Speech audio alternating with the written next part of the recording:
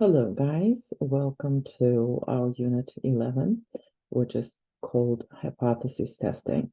So in this unit, we're going to judge different claims, health claims, claims that are made by government, and other claims.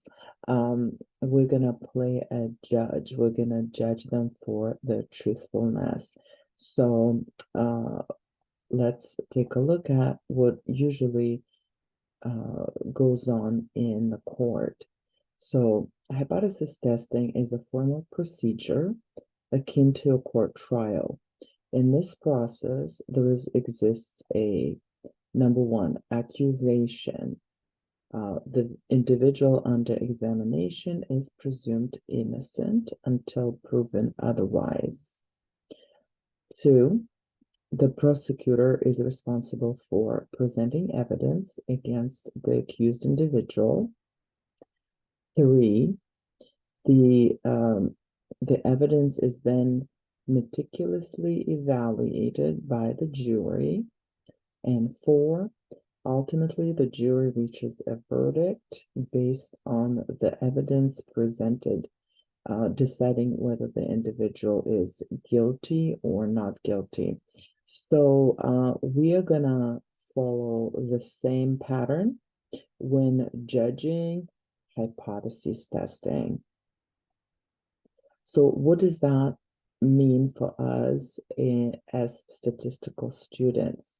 So let's actually go over these steps again and let's talk about how that is performed in statistics. So what is the accusation? The accusation will be a claim about a population parameter. It could be, again, the key word here is a population parameter. So the claim is about some quality of the population, whether it's population mean, population proportion, or population variance. And as a formal procedure, what we're gonna do, we're gonna set up a null and alternative hypotheses. Now, presumption of innocence. What does that mean for our stats students? That means that null hypothesis is assumed to be true. So once we set up the null and alternative hypotheses, and we're going to talk about how to set those up in a minute. But once that's done, then we're going to say the null hypothesis is true. That's what we believe to be true about population parameter. Then the next step would be to presenting evidence. Since our claim will be about the population parameter, how can we test it? How can we find evidence? Well, in stats, we collect a sample from that population and study that sample, right? So presenting the evidence would be the collecting a sample and evaluating. And numerically, that will come out as a test statistic. So we're going to present test statistic, and then the next step would be evaluating the evidence. So basically, we're going to compare this test statistic against the population parameter. Okay, so we're going to look at a relative standing of the test statistic to the population parameter. And we're gonna and remember that our null hypothesis is assumed true. So if this is true, could we get this test statistic? Would be a usual event to get this test statistic, or is this very unusual? And remember our rare event rule, where we say that if under a certain assumption, the event is very unlikely, that means that the assumption is not true. So our assumption will be that the null hypothesis is true. So if that null hypothesis is true, is the test statistic unusual or usual?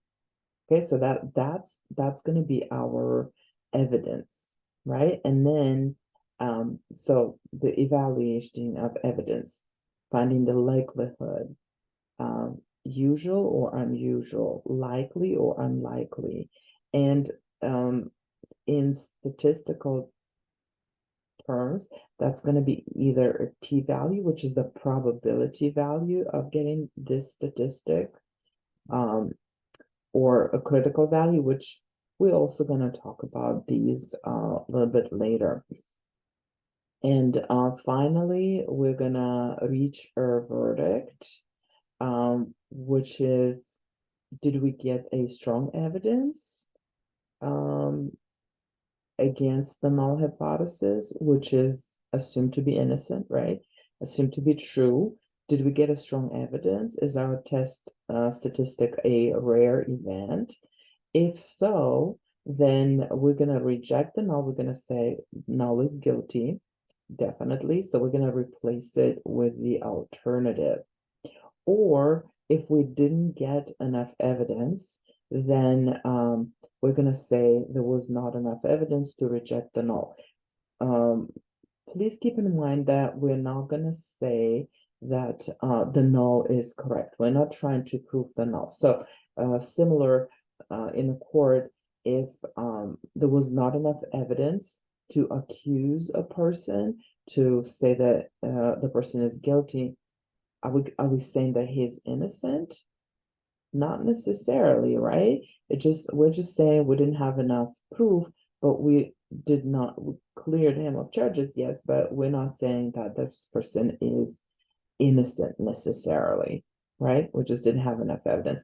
So the same thing happens here, which is gonna say that we're not gonna say that null is correct.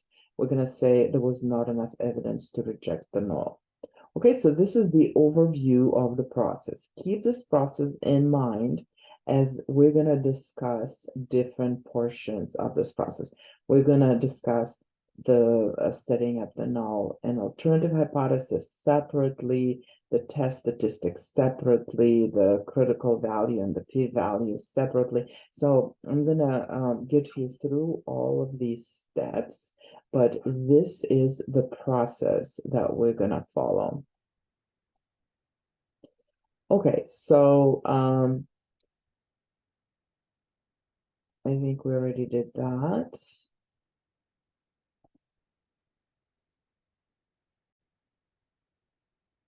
All right, let's continue. So what is a claim? Here's the definition. It says a statistical claim is a statement about the population parameter in the form of an equation or inequality. So I want to point out that a claim is a statement about the population parameter. So the claim is always about a population parameter. It could be about concerning the mean, the standard deviation of variance, or proportion of the population. So those three parameters. All right. Note that claims concerning proportions, percentages, or probabilities yield a test of proportions or rates of success. Also claim of proportions. So proportions, percentages, probabilities, rates of success, those are going to be the claim of proportion.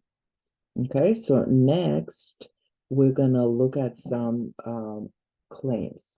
So for example, the infection rate of those taking the novel virus vaccine is less than 5%. The mean weight of beauty pageant winners is 108 pounds. The student's GPA variance is more than 1.21.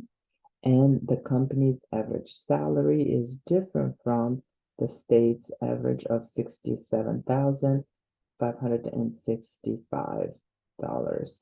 So Let's take a look at these claims, and what we're gonna do, we're gonna convert them into a mathematical equation or inequality, just like it says here.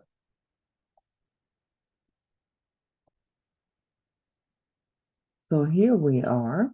Here are our claims. Let's take a look. It says the infection rate of those taking the novel virus vaccine is less than 5%. So here I want you to ask yourself, is this a claim about proportion, mean, or variance? Well, I hope that you notice that the claim says that the rate, the keywords are rate and less than 5%. So that tells us that that's a claim about proportion. So how do we translate that into math? We're going to say that P is the proportion of the population, is less than 5%. We're going to convert that into a decimal form. Okay. Next, the mean weight of beauty pageant winners is 108 pounds. Again, ask yourself, is the claim about mean, proportion, or variance? And here it says the mean weight, right? So we know it's about the mean. And which symbol do we use for the mean of the population? You are correct if you said it's mu. So what do they tell us about mu? They said that mean weight is 108 pounds. So mu equals to 108. That's the claim. Okay. Next one. The student's GPA variance is more than 1.21. So what are they talking about? Proportion, mean, or variance? Well, obviously, right? They're saying the student's GPA variance. So what symbol do we use for the variance of the population? It's sigma squared. And okay, is more than, so we're going to use the greater symbol, 1.21. Okay, this one is a little bit tricky. It says the company's average salary is different from the state's average of 67,565. So what do you think the claim is about? The proportion, the mean, or the variance?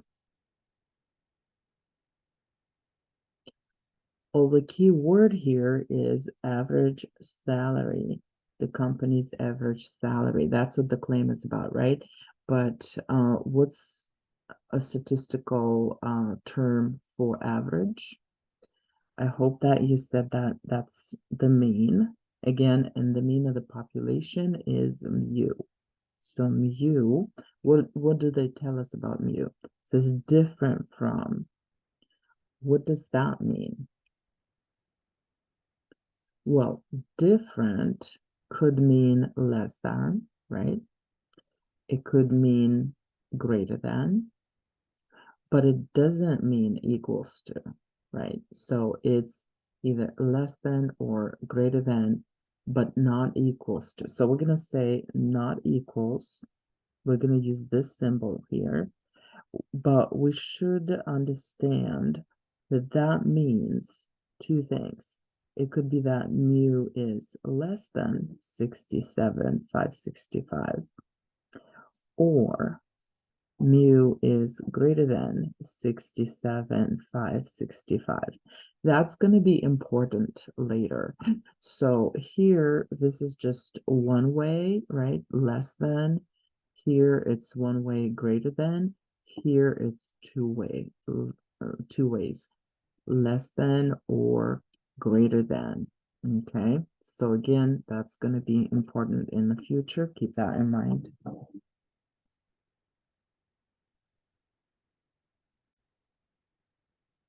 All right, so now let's talk about setting up the null and alternative hypotheses.